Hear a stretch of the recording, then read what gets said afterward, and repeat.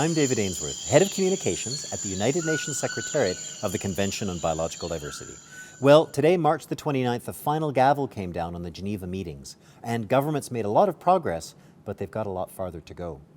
So over the last 15 days, world governments have worked hard to produce a strong basis for the post-2020 Global Biodiversity Framework. This framework is meant to safeguard the health of our planet, and it's scheduled to be finally agreed in Kunming, China, at the end of this year.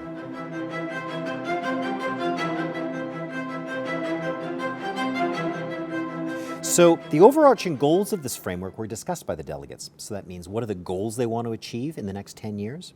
What are the targets that they want to achieve to make sure that we protect biodiversity, to make sure that we use it sustainably, to make sure that we share the benefits with equity, and also to make sure that we raise enough money to make sure that this agreement actually comes to fruition. So they took a look at these things, they made progress, they discussed 21 different targets, advancing very far in a lot of part of it, engaging really extensively on the targets, taking that text, adding their own ideas from the regions, from their countries, and making it their own element. There were intense discussions and a high level of engagement by delegates all throughout the 2 weeks. And a good example of the level of engagement is on Sunday night, the 27th of March, there was a small group that discussed the question of digital sequence information. So remember, that's this complex issue that that deals with the matter of sharing benefits with equity and also looking at how new technologies affect that.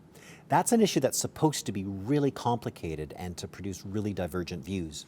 Well, that night, governments agreed on a way forward. They know how they're going to have the conversation. That's significant because if on one of these major intractable issues they can really come together and have that conversation, it bodes well for the rest of the framework. Now, other things have to be discussed. The question of resource mobilization is still key. That's the question of how do we come up with $700 billion a year to fund this agreement. More discussions needed on that. It's not clear where the money is going to come from. It's not clear what the level is going to be. It's not clear how they're going to redirect subsidies. So government's going to have informal discussions between now and Kunming to make progress on that. The other part that needs work is the indicators. Remember, we talked about indicators for all of these targets so that we know where we're moving on that. Well, as much as government's made progress on that using their traffic light system, there are 100 more indicators that have to be evaluated and looked at. That's going to require more conversations.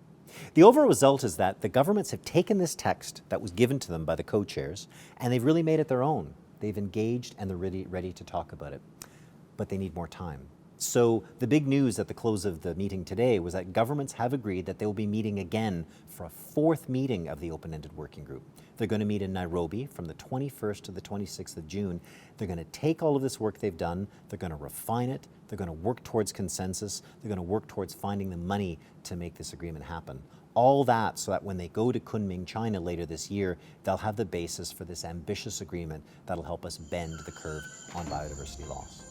So it's been good to have you following us here all of these 2 weeks in Geneva, and I encourage you to continue to follow this issue in the press, follow it on our website, cbd.int, and I encourage you to come and see us again when we meet again in Nairobi. I'm David Ainsworth.